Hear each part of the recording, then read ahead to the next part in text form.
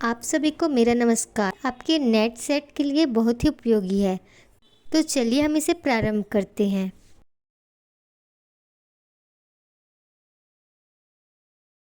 क्यों बिरजू की माँ नाच देखने नहीं जाएगी क्या? बिरजू की माँ शकरकंद उबालकर बैठी मन ही मन कुढ़ रही थी अपने आंगन में। 7 साल का लड़का बिरजू शकरकंद के बदले तमाचे खाकर आंगन में लोट लोट कर सारी देह में मिट्टी मल रहा था। चंपिया के सिर भी चुड़ैल मंडरा रही है। आधे आंगन धूप रहते जो गई है सहुआइन की दुकान छोवा गुड़ लाने, सो अभी तक नहीं लौटियो दिया बाती की बेला हो गई। आए आज लौट के जरा। बागड़ बकरे की देह में कुकुरमाछी लगी थी, इसलिए बेचारा बागड़ रह रहकर कूद फांद कर रहा था। बिरजू की माँ बागड़ पर मन का गुस्सा उतारने का बहाना ढूंढकर निकाल चुकी थी। पिछवाड़े की मिर्च की फूली गाछ। बागड़ के सिवा और किसने कलेवा किया होगा?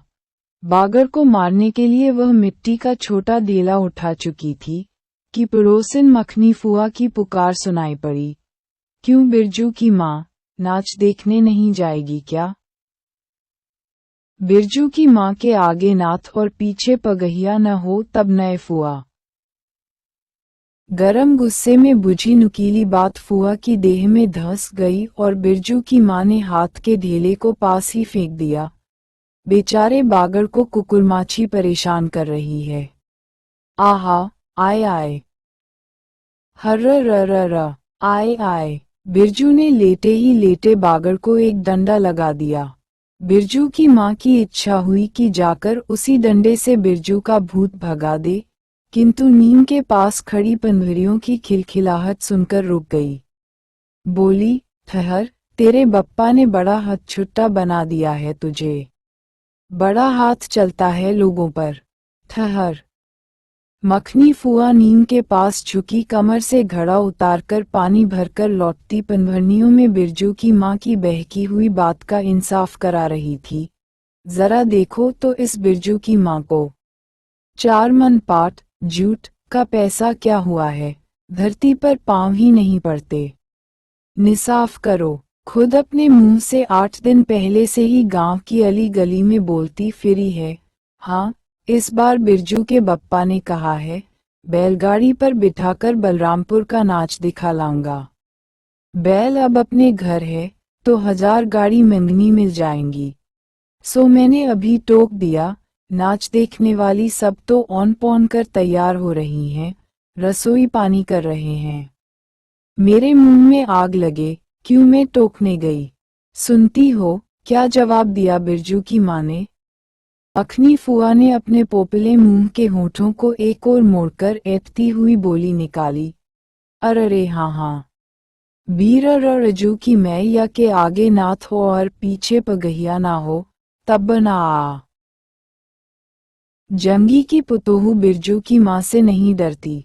वह जरा गला खोलकर ही कहती है, फुआ, सरबे सेटलमेंटी, सवे सेटलमेंट के हाकिम के बासा पर फूलछाप किनारी वाली साड़ी पहन के यदि तू भी भटा की भेंटी चढ़ाती तो तुम्हारे नाम से भी 2-3 बीघा धनहर जमीन का पर्चा कट जाता। फिर तुम्हारे घर भी आज 10 मन सोना बग पाट होता, जोड़ा बैल खरीदता। फिर आगे नाथ और पीछे सैकड़ों पगहिया झूलती। जंगी की पुतोहू मुंहजोर है। रेलवे स्टेशन के पास की लड़की है। 3 ही महीने हुए गौने की नई बहू होकर आई है और सारे कुरमाटोली की सभी झगड़ालू सासों से एक आध मोर्चा ले चुकी है। उसका ससुर जंगी दागी चोर है, सी किलसी है। उसका खसम रंगी कुरमाटोली का नामी लठैत। इसीलिए हमेशा सीन खुजाती फिरती है जंगी की पुतोहू। बिरजू की माँ के आंगन में जंगी की पुतोहू की गला खोल बोली गुलेल की गोलियों की तरह दंडनाती हुई आई थी।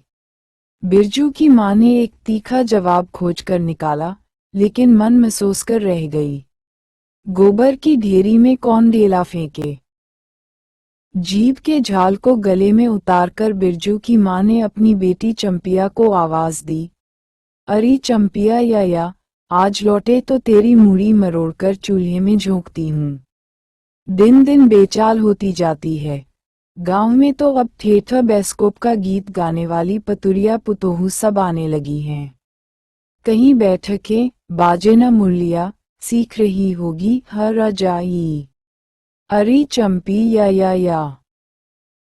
जंगी की पुतोहू ने बिरजू की माँ की बोली का स्वाद लेकर कमर पर घड़े को संभाला और मटक कर बोली, चल दिदिया चल। इस मोहल्ले में लालपान की बेगम बसती है।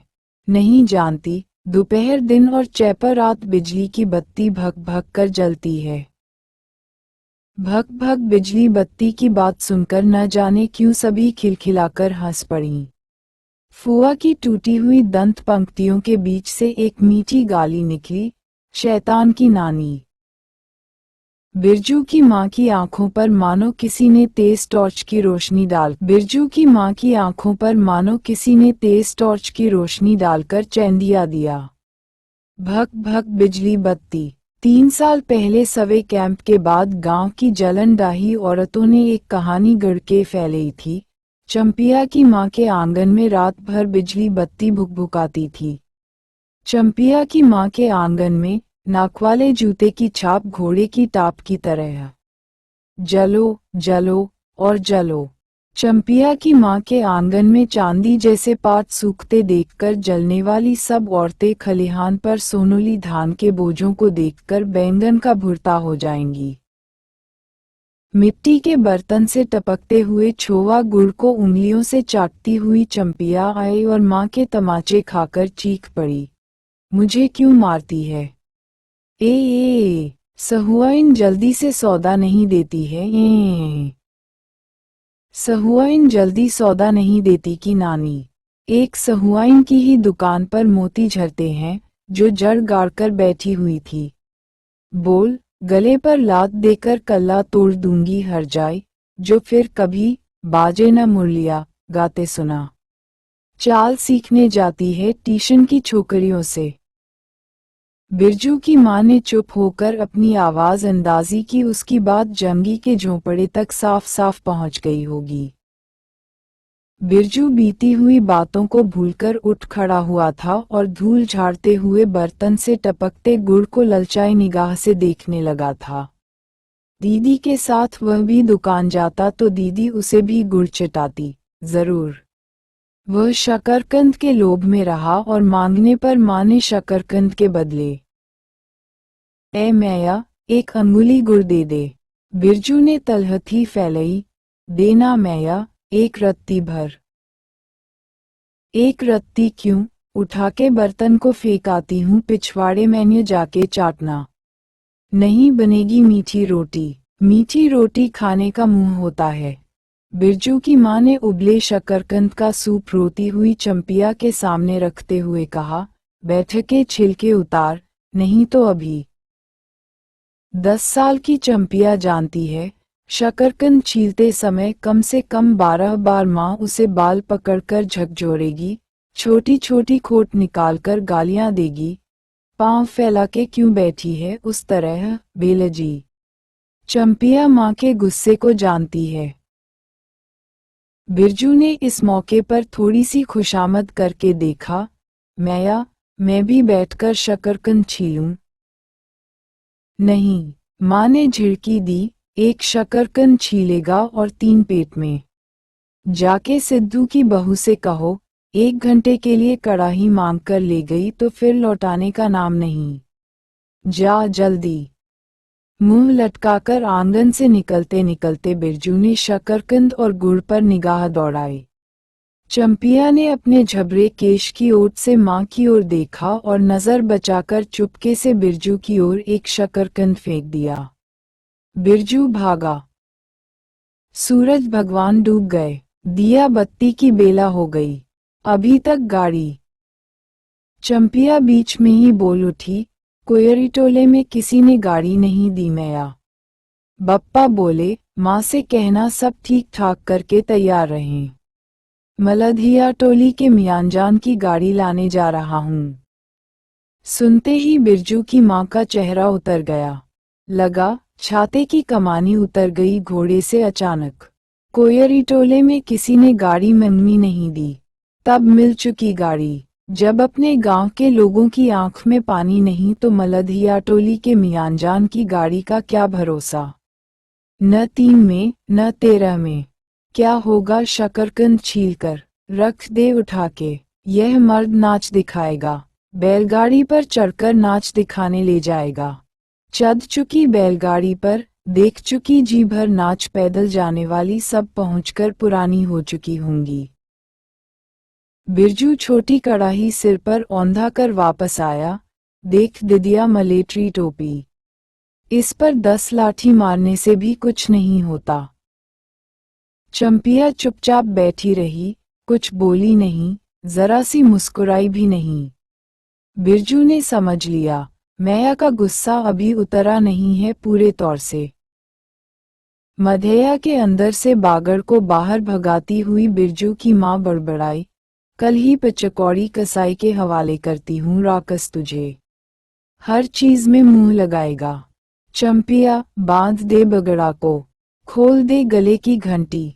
हमेशा टुनुर टुनुर, मुझे जरा नहीं सुहाता है। टुनुर टुनुर, सुनते ही बिरजू को सड़क से जाती हुई बैलगाड़ियों की याद हो आई। अभी बबुआनटोल की गाड़ियां नाच देखने जा रही थीं झुनुर झुनुर।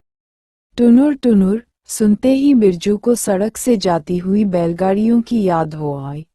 अभी बबुआनटोल की गाड़ियां नाच देखने जा रही थीं झुनुर झुनुर बैलों की झुमकी। तुमने सू बेसी बक बक मत करो, बागड़ के गले से झुमकी खोलती बोली चंपिया। चंपिया, डाल दे चूल्हे में पानी। बप्पा आवे तो कहना कि अपने उड़न जहाज पर चढ़कर नाच देख आएं। मुझे नाच देखने का शौक नहीं। मुझे जगइयो मत कोई, मेरा माथा दुख रहा है। मधेया के ओसारे पर बिरजू ने फिसफिसा के पूछा, क्यों दिदिया, नाच में उड़न जहाज भी उड़ेगा? चटाई पर कथड़ी ओढ़कर बैठती हुई चंपिया ने बिरजू को चुपचाप अपने पास बैठने का इशारा किया। मुफ्त में मार खाएगा बेचारा। योजक चिन्ह। बिरजू ने बहन की कथड़ी में हिस्सा बांटते हुए चुपकी मुक्की लगाई। जाड़े के समय इस तरह घुटने पर ठुड्डी रखकर चुपकी मुक्की लगाना सीख चुका है वह। उसने चंपिया के कान के पास मुंह ले जाकर कहा, हम लोग नाच देखने नहीं जाएंगे। गांव में एक पंछी भी नहीं है, सब चले गए। चंपिया को अब तिल भर भी भरोसा नहीं। संझा तारा डूब रहा है। बप्पा अभी तक गाड़ी लेकर नहीं लौटे। 1 महीना पहले से ही मैया कहती थी, बलरामपुर के नाच के दिन मीठी रोटी बनेगी, चंपिया छींट की साड़ी पहनेगी, बिरजू पैंट पहनेगा बैलगाड़ी पर चढ़कर। चंपिया की भीगी पलकों पर एक बूंद आंसू आ गया। बिरजू का भी दिल भर आया। उसने मन ही मन इमली पर रहने वाले जिनबाबा को एक बैंगन कबूला, गाछ का सबसे पहला बैंगन, उसने खुद जिस पौधे को रोपा है। जल्दी से गाड़ी लेकर बप्पा को भेज दो, जिनबाबा। मधेया के अंदर बिरजू की मां चटाई पर पड़ी करवटें ले रही थी। पहले से किसी बात का मंसूबा नहीं बांधना चाहिए किसी को। भगवान ने मंसूबा तोड़ दिया। उसको सबसे पहले भगवान से पूछना है, ये किस चूक का फल दे रहो हो भोला बाबा। अपने जानते उसने किसी देवता पितर की मान मनौती बाकी नहीं रखी। सवे के समय जमीन के लिए जितनी मनौतियां की थीं ठीक ही तो महावीर जी का रोट तो बाकी ही है। हाय रे देव, भूल चूक माफ करो महावीर बाबा। मनौती दूनी करके चढ़ाएगी बिरजू की माँ। बिरजू की माँ के मन में रह रहकर जंगी और पुतोहू की बातें चुभती हैं भग भग बिजली बत्ती। चोरी चमारी करने वाले की बेटी पुतोहू जलेगी नहीं। 5 बीघा जमीन क्या हासिल की है बिरजू के बप्पा ने। गांव की भाईखौकियों की आंखों में किरकिरी पड़ गई है। खेत में पाट लगा देखकर गांव के लोगों की छाती फटने लगी है। धरती फोड़कर पाट लगा है, ये बैशाखी बादलों की तरह उमड़ते आ रहे हैं पाट के पौधे। तो अला तो फलान, इतनी आंखों की धार भला फसल सहे। जहां 15 मन पाट होना चाहिए, सिर्फ 10 मन पाट कांटा पर तौल के ओजन हुआ रब्बी भगत के यहाँ। योजक चिन्ह। इसमें जलने की क्या बात है भला। बिरजू के बप्पा ने तो पहले ही कुरमाटोली के एक एक आदमी को समझा के कहा, जिंदगी भर मजदूरी करते रह जाओगे। सवे का समय आ रहा है, लाठी कड़ी करो तो 2-4 बीघे जमीन हासिल कर सकते हो। सो गांव की किसी पुतखौकी का भतार सवे के समय बाबू साहेब के खिलाफ खांसा भी नहीं। बिरजू के बप्पा को कम सहना पड़ा है। बाबू साहेब गुस्से से सर्कस नाच के बाघ की तरह उमड़ते रह गए। उनका बड़ा बेटा घर में आग लगाने की धमकी देकर गया। आखिर बाबू साहेब ने अपने सबसे छोटे लड़के को भेजा। बिरजू की माँ को मौसी कह के पुकारा, यह जमीन बाबूजी ने मेरे नाम से खरीदी थी। मेरी पढ़ाई लिखाई उसी जमीन की उपज से चलती है। और भी कितनी बातें। खूब मोहना जानता है उतना जरा सा लड़का, जमींदार का बेटा है कि। चंपिया, बिरजू सो गया क्या? यहाँ आ जा बिरजू, अंदर। तू भी आ जा, चंपिया। भला आदमी आए तो एक बार आज। बिरजू के साथ चंपिया अंदर चली गई। दिबरी बुझा दे, बप्पा बुलाए तो जवाब मत देना। खपची गिरा दे। भला आदमी रे, भला आदमी। मुंह देखो जरा इस मर्द का। बिरजू की माँ दिन रात मंझा न देती रहती तो ले चुके थे जमीन। रोज आकर माथा पकड़ के बैठ जाएं, मुझे जमीन नहीं लेनी है। बिरजू की माँ, मजूरी ही अच्छी। जवाब देती थी बिरजू की माँ खूब सोच समझ के। छोड़ दो, जब तुम्हारा कलेजा ही थिर नहीं होता है तो क्या होगा। जोरू जमीन जोड़ के, नहीं तो किसी और के। बिरजू के बाप पर बहुत तेजी से गुस्सा चढ़ता है। चढ़ता ही जाता है। बिरजू की माँ का भाग ही खराब है, जो ऐसा गोबरगनेश घरवाला उसे मिला। कौन सा शौक मौज दिया है उसके मर्द ने। कोल्हू के बैल की तरह खटकर सारी उम्र काट दी इसके यहाँ। कभी एक पैसे की जलेबी भी लाकर दी है उसके खसम ने। पाट का दाम भगत के यहाँ से लेकर बाहर ही बाहर बैल हटता चले गए। बिरजू की माँ को एक बार नमरी लोट देखने भी नहीं दिया आंख से। बैल खरीद लाए। उसी दिन से गांव में ढिंढोरा पीटने लगे, बिरजू की माँ इस बार बैलगाड़ी पर चढ़कर जाएगी नाच देखने। दूसरे की गाड़ी के भरोसे नाच दिखलाएगा। अंत में उसे अपने आप पर क्रोध हो आया। वह खुद भी कुछ कम नहीं। उसकी जीभ में आग लगे। बैलगाड़ी पर चढ़कर नाच देखने की लालसा किस कुसमय में उसके मुंह से निकली थी, भगवान जाने। फिर आज सुबह से दोपहर तक किसी न किसी बहाने उसने 18 बार बैलगाड़ी पर नाच देखने की चर्चा छेड़ी है। लो, खूब देखो नाच। वाह रे नाच। कथरी के नीचे दुशाले का सपना। कल भोरे पानी भरने के लिए जब जाएगी, पतली जीभवाई पतुरिया सब हंसती आएंगी, हंसती जाएंगी। सभी जलते हैं उससे, हाँ भगवान दाढ़ीजार भी। 2 बच्चों की माँ होकर भी वह जस की तस है। उसका घरवाला उसकी बात में रहता है। वह बालों में गरी का तेल डालती है। उसकी अपनी जमीन है किसी के पास एक धूर जमीन भी अपनी इस गांव में। जलेंगे नहीं, 3 बीघे में धान लगा हुआ है। अगहनी, लोगों की बिखडीट से बचें, तब तो। बाहर बैलों की घंटियां सुनाई पड़ीं। तीनों सतर्क हो गए, उत्कर्ण होकर सुनते रहे। अपने ही बैलों की घंटी है, क्यों री चंपिया? चंपिया और बिरजू ने प्रायः एक ही साथ कहा, हूँ। चुप। बिरजू की माँ ने फिसफिसाकर कहा, शायद गाड़ी भी है, घड़घड़ाती है ना? हूँ। दोनों ने फिर हुंकारी भरी। चुप, गाड़ी नहीं है। तू चुपके से टट्टी में छेद करके देख तो आ चंपी। भाग के आ, चुपके चुपके। चंपिया बिल्ली की तरह हौले हौले पांव से टट्टी के छेद से झांक आई। हाँ। चंपिया बिल्ली की तरह हौले हौले पांव से टट्टी के छेद से झांक आई। हाँ मैया, गाड़ी भी है। बिरजू हड़बड़ाकर उठ बैठा। उसकी माँ ने उसके हाथ पकड़कर सुला दिया। बोले मत। चंपिया भी गुदड़ी के नीचे घुस गई। बाहर बैलगाड़ी खोलने की आवाज हुई। बिरजू के बाप ने बैलों को जोर से डांटा। हाँ हाँ, आ गए घर। घर आने के लिए छाती फटी जाती थी। बिरजू की माँ ताड़ गई। जरूर मलधिया टोली में गांजे की चिलम चढ़ रही थी। आवाज तो बड़ी खनखनाती हुई निकल रही है। चंपिया बाहर से ही पुकार कर कहा उसके बाप ने। बैलों को घास दे दे चंपिया। अंदर से कोई जवाब नहीं आया। चंपिया के बाप ने आंगन में आकर देखा तो न रोशनी, न चिराग, न चूल्हे में आग। बात क्या है? नाच देखने उतावली होकर पैदल ही चली गई क्या? बिरजू के गले में खसखसाहट हुई और उसने रोकने की पूरी कोशिश भी की, लेकिन खांसी जब शुरू हुई तो पूरे 5 मिनट तक वह खांसता रहा। बिरजू, बेटा बिरजमोहन। बिरजू के बाप ने पुचकार कर बुलाया। मैं गुस्से के मारे सो गई क्या? अरे अभी तो लोग जा ही रहे हैं। बिरजू की माँ के मन में आया कि कसकर जवाब दे, नहीं देखना नाच। लौटा दो गाड़ी।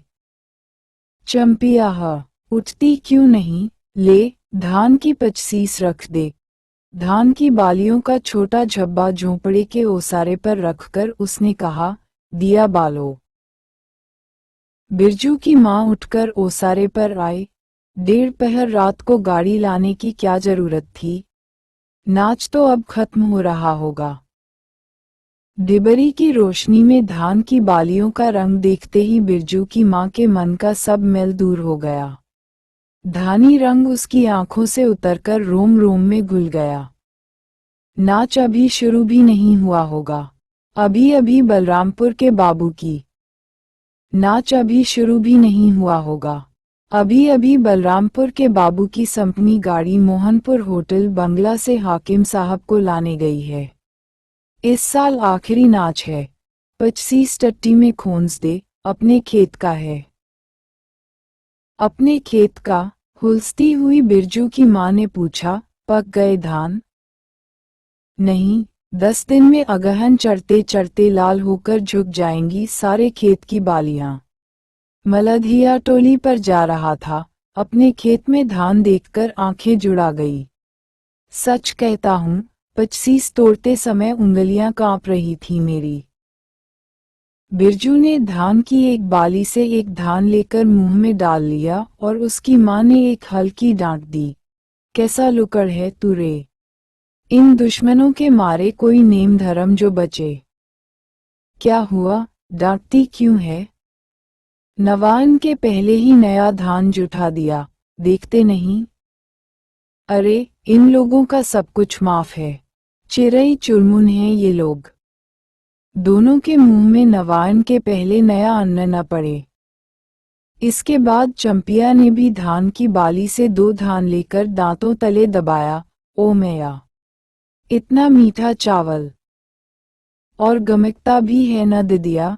बिरजू ने फिर मुंह में धान लिया। रोटी पोटी तैयार कर चुकी क्या? बिरजू के बाप ने मुस्कुराकर पूछा। नहीं, मान भरे सुर में बोली बिरजू की माँ, जाने का ठीक ठिकाना नहीं, और रोटी बनती है। वाह, खूब हो तुम लोग। जिसके पास बैल है, उसे गाड़ी मंगनी नहीं मिलेगी भला। गाड़ी वालों को भी बैल की कभी कमी होगी। पूछूंगा तब कोयरी टोला वालों से, ले जल्दी से रोटी बना ले। देर नहीं होगी। अरे, टोकरी भर रोटी तो तू पलक मारते बना लेती है, ये 5 रोटियां बनने में कितनी देर लगेगी? अब बिरजू की माँ के होठों पर मुस्कुराहट खुलकर खिलने लगी। उसने नजर बिरजू की माँ के होठों पर मुस्कुराहट खुलकर खिलने लगी। उसने नजर बचाकर देखा, बिरजू का बप्पा उसकी ओर एकटक निहार रहा है। चंपिया और बिरजू न होते तो मन की बात हंसकर खोलते देर न लगती। चंपिया और बिरजू ने एक दूसरे को देखा और खुशी से उनके चेहरे जगमगा उठे। मैं बेकार गुस्सा हो रही थी ना। चप्पी, जरा धैलसर में खड़ी होकर मखनी फुआ को आवाज दे तो। ए फुआ, सुनती हो फुआ, मैया बुला रही है। फुआ ने कोई जवाब नहीं दिया, किंतु उसकी बड़बड़ाहट स्पष्ट सुनाई पड़ी। हाँ, अब फुआ को क्यों गुहारती है? सारे टोले में बस एक फुआ ही तो बिना नाथ पगहिया वाली है। अरे फुआ, बिरजू की माँ ने हंसकर जवाब दिया, उस समय बुरा मान गई थी क्या? नाथ पगहिया वाले को आकर देखो, दोपहर रात में गाड़ी लेकर आया है। आ जाओ फुआ, मैं मीठी रोटी पकाना नहीं जानती। फुआ कांखती खांसती आए, इसी से घड़ी पहर दिन रहते ही पूछ रही थी कि नाच देखने जाएगी क्या? कहती तो मैं पहले से ही अपनी अंगीठी यहाँ सुलगा जाती। बिरजू की माँ ने फुआ को अंगीठी दिखला दी और कहा, घर में अनाज दाना वगैरह तो कुछ है नहीं। एक बागड़ है और कुछ बर्तन बासन। सो रात भर के लिए यहाँ तंबाकू रख जाती हूँ। अपना हुक्का ले आए हो न फुआ? फुआ को तंबाकू मिल जाए तो रात भर क्या 5 रात बैठकर जाग सकती है। फुआ ने अंधेरे में टिटोलकर तंबाकू का अंदाज किया। ओहो, हाथ खोलकर तंबाकू रखा है बिरजू की माँ ने, और एक वह है सहुआइन। राम कहो, उस रात को अफीम की गोली की तरह एक मटर भर तंबाकू रखकर चली गई गुलाब बाग मेले और कह गई कि डिब्बी भर तंबाकू है। बिरजू की माँ चूल्हा सुलगाने लगी। चंपिया ने शकरकंद को मसलकर गोले बनाए और बिरजू सिर पर कड़ाही औंधाकर अपने बाप को दिखलाने लगा, मिलिट्री टोपी। इस पर 10 लाठी मारने से भी कुछ नहीं होगा। सभी ठठाकर हंस पड़े। बिरजू की माँ हंसकर बोली, ताखे पर 3-4 मोटे शकरकंद हैं, दे दे बिरजू को चंपिया, बेचारा शाम से ही। बेचारा मत कहो मैया, खूब सचारा है। अब चंपिया चहकने लगी, तुम क्या जानो कथरी के नीचे मुंह क्यों चल रहा था बाबू साहब का? ही। बिरजू के टूटे दूध के दांतों की फांक से बोली निकली, ब्लैक मार्टिन में 5 शकरकंद खा लिया। हा। सभी फिर ठठाकर हंस पड़े। बिरजू की माँ ने फुआ का मन रखने के लिए पूछा, एक कनवा गुड़ है? आधा दून फुआ? फुआ ने गदगद होकर कहा, अरे शकरकंद तो खुद मीठा होता है, उतना क्यों डालेगी? जब तक दोनों बैल दाना घास खाकर एक दूसरे की देह को जीभ से चाटे, बिरजू की माँ तैयार हो गई। चंपिया ने छींट की साड़ी पहनी और बिरजू बटन के अभाव में पैंट पर पटसन की डोरी बंधवाने लगा। बिरजू की माँ ने आंगन से निकल गांव की ओर कान लगाकर सुनने की चेष्टा की। इतनी देर तक भला पैदल जाने वाले रुके रहेंगे? पूर्णिमा का चांद सिर पर आ गया है। बिरजू की माँ ने असली रूपा का मंगटीका पहना है आज, पहली बार। बिरजू के बप्पा को हो क्या गया है? गाड़ी जोतता क्यों नहीं? मुंह की ओर एकटक देख रहा है, मानो नाच की लाल पान की। गाड़ी पर बैठते ही बिरजू की माँ की देह में एक अजीब गुदगुदी होने लगी। उसने बांस की बल्ली को पकड़कर कहा, गाड़ी पर अभी बहुत जगह है, जरा दाहिनी सड़क से गाड़ी हाँकना। बैल जब दौड़ने लगे और पहिया जब चूं चूं करके घरघराने लगा तो बिरजू से नहीं रहा गया। उड़नजहाज की तरह उड़ाओ बप्पा। गाड़ी जंगी के पिछवाड़े पहुंची। बिरजू की माँ ने कहा, जरा जंगी से पूछो न, उसकी पुतोहू नाच देखने चली गई क्या? गाड़ी के रुकते ही जंगी के झोंपड़े से आती हुई रोने की आवाज स्पष्ट हो गई। बिरजू के बप्पा ने पूछा, अरे जंगी भाई, काहे कन्ना रोहट हो रहा है आंगन में? जंगी घूर ताप रहा था, बोला, क्या पूछते हो? रंगी बलरामपुर से लौटा नहीं, पुतोहिया नाच देखने कैसे जाए? आसरा देखते देखते उधर गांव की सभी औरतें चली गई। अरे ट्यूशन वाली, तो रोती है काहे? बिरजू की माँ ने पुकार कर कहा, आजा झट से कपड़ा पहनकर। सारी गाड़ी पड़ी हुई है। बेचारी, आ जा जल्दी। बगल के झोंपड़े से राधे की बेटी सुनरी ने कहा, काकी, गाड़ी में जगह है? मैं भी जाऊंगी। बांस की झाड़ी के उस पार लरेना ख्वास का घर है। उसकी बहू भी नहीं गई है। गिलट का झुमकी कड़ा पहनकर झमकती आ रही है। आ जा, जो बाकी रह गई हैं, सब आ जाएं जल्दी। जंगी की पुतोहू, लरेना की बीवी और राधे की बेटी सुनरी, तीनों गाड़ी के पास आई। बैल ने पिछला पैर फेंका। बिरजू के बाप ने एक भद्दी गाली दी, साला, लताड़ मारकर लंगड़ी बनाएगा पुतोहू को। सभी ठठाकर हंस पड़े। बिरजू के बाप ने घूंघट में झुकी दोनों पुतोहुओं को देखा। उसे अपने खेत की झुकी हुई बालियों की याद आ गई। जंगी की पुतोहू का गौना 3 ही मास पहले हुआ है। गौने की रंगीन साड़ी से कड़वे तेल और लठवा सिंदूर की गंध आ रही है। बिरजू की माँ को अपने गौने की याद आई। उसने कपड़े की गठरी से 3 मीठी रोटियां निकालकर कहा, खा ले एक एक करके। सिमराहा के सरकारी कूप में पानी पी लेना। गाड़ी गांव से बाहर होकर धान के खेतों के बगल से जाने लगी। चांदनी, कार्तिक की, खेतों से धान के झरते फूलों की गंध आती है। बांस की झाड़ी में कहीं दुद्धी की लता फूली है। जंगी की पुतोहू ने एक बीड़ी सुलगाकर बिरजू की माँ की ओर बढ़ाई। बिरजू की माँ को अचानक याद आई चंपिया, सुनरी, लरेना की बीवी और जंगी की पुतोहू, ये चारों ही तो गांव में बैस्कोप का गीत गाना जानती हैं। खूब। गाड़ी की लीक धनखेतों के बीच होकर गई। चारों ओर गौने की साड़ी की खसखसाहट जैसी आवाज होती है। बिरजू की माँ के माथे के मनटीके पर चांदनी छिटकती है। अच्छा, अब एक बैस्कोप का गीत गा तो चंपिया। डरती है काहे, जहाँ भूल जाओगी, बगल में मास्टरनी बैठी ही है। दोनों पुतोहुओं ने तो नहीं, बिंतु चंपिया और सुनरी ने खखारकर गला साफ किया। बिरजू के बाप ने बैलों को ललकारा, चल भैया, और जरा जोर से गा रे चंपिया, नहीं तो मैं बैलों को धीरे धीरे चलने को कहूंगा। जंगी की पुतोहू ने चंपिया के कान के पास घूंघट ले जाकर कुछ कहा और चंपिया ने धीमे से शुरू किया, चंदा की चांदनी। बिरजू को गोद में लेकर बैठी उसकी माँ की इच्छा हुई कि वह भी साथ साथ गीत गाए। बिरजू की माँ ने जंगी की पुतोहू की ओर देखा, धीरे धीरे गुनगुना रही है वह भी। कितनी प्यारी पुतोहू है। गौने की साड़ी से एक खास किस्म की गंध निकलती है। ठीक ही तो कहा है उसने। बिरजू की माँ बेगम है, लालपान की बेगम। ये तो कोई बुरी बात नहीं। हाँ, वह सचमुच लालपान की बेगम है। बिरजू की माँ ने अपनी नाक पर दोनों आंखों को केंद्रित करने की चेष्टा करके अपने रूप की झांकी ली। लाल साड़ी की झिलमिल किनारी, मंटीका पर चांद।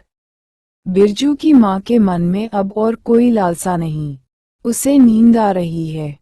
धन्यवाद। आगे की कहानियों के लिए मेरे द्वारा बनाए गए YouTube चैनल हिंदी की दुनिया के माध्यम से देख व सुन सकते हैं।